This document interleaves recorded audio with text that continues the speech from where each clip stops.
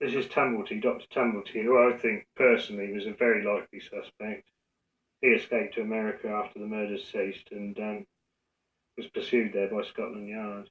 Well, Dr. Tumblety's a fascinating character, and when he fled to America, he was actually being watched by the New York Police Department on his arrival at the request of Scotland Yard. And there was already an English detective in New York watching him, and he went into lodgings and obviously knew he was being watched. And on the 5th of December, he disappeared from those lodgings and didn't emerge until about a year later. But while he was missing and on the run, there were a series of prostitute murders in Kingston, Jamaica, in late December 1888. And then in January of the following year, there was a series of similar prostitute murders with mutilation in Managua, which is the capital of Nicaragua. And we know from the records that Tumblety actually travelled to both these areas. He frequented the Caribbean, he frequented Central America. In fact, he was quite a traveller. He moved all over the place. So indeed, if he was the Ripper, he could be the world's first example of the travelling serial killer. But again, as I say with Tumblety, he's a very strange character, probably bisexual, but certainly in 1888 he was involved in homosexual activity because the police actually arrested him around the time of the Kelly murder for gross indecency. Now, this was with four males, and we can only guess at what he was up to, but they were certainly gross indecency offences of a homosexual nature. And when you look at his history, there were reports in America that he'd been married when very young, and that he found out that his wife was actually a prostitute, and he loved her very much. And because of this, finding her a prostitute, he turned against all womankind. And then in the 1850s, he was involved in abortions in Canada and New York area, and in fact was arrested in Montreal in 1857 for attempting to procure the abortion of a 17-year-old prostitute, Philomene Dumas. And apparently she, along with a detective in Montreal, were trying to fit Tumblety up, as it were, for this offence of abortion, which he could have received a life sentence for. But he hired a couple of clever lawyers, he got off and was on the move again. So he's got a very checkered career, and he's a very dubious character. And in fact, another story from the 1860s said he held a dinner party in his offices in Washington.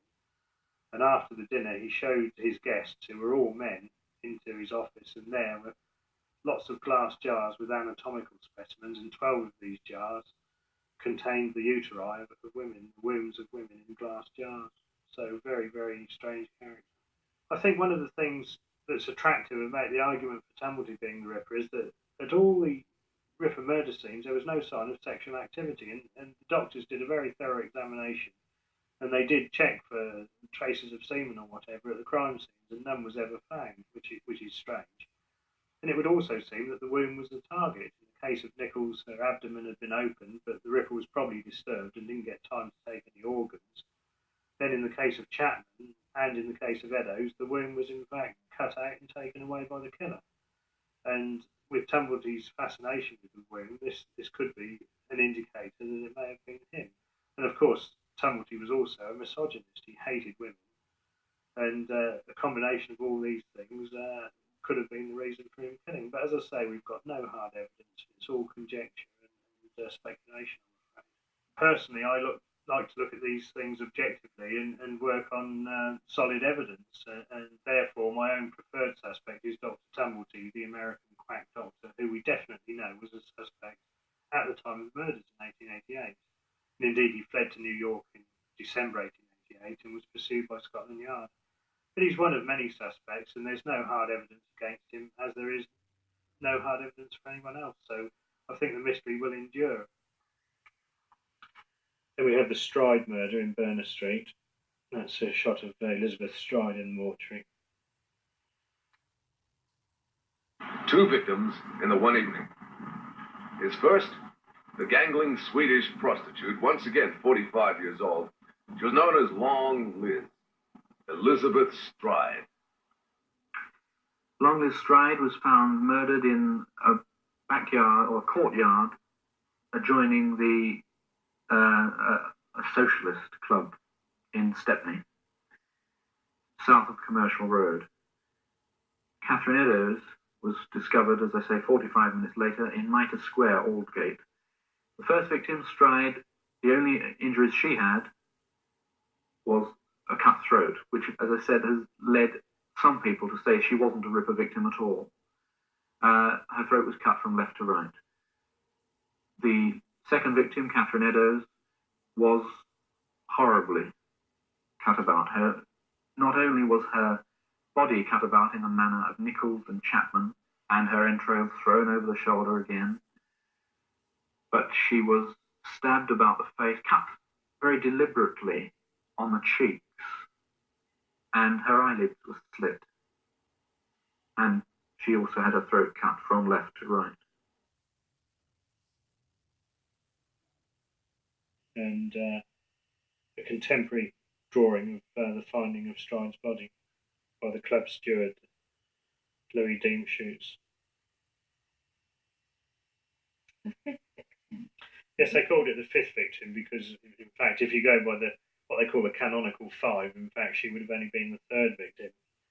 But she was the fifth Whitechapel victim. They were including all the other murders that had happened that year.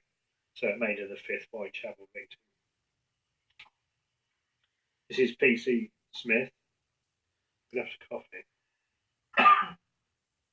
This is P.C. Smith. He was a witness at the Stride inquest. And in fact, he allegedly saw what is believed to be Jack the Ripper with Stride about an hour before she was murdered in the vicinity of the scene of the crime. And again, we have a drawing of what it would have looked like of Stride with her assailant before the murder. It's rather sensationally captured there that she's going to her doom.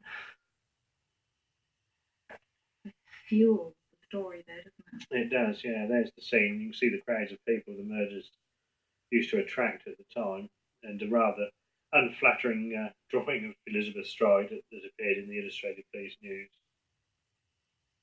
She's played by Susan Lynch in the movie. I think Susan looks quite a bit better than that.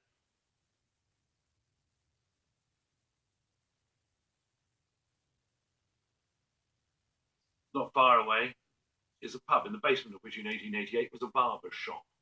The barber was a man called George Chapman, who was eventually hanged for poisoning 3 of his wives. The fact that he was living here so close to the scene of the murders has been enough to make him a suspect.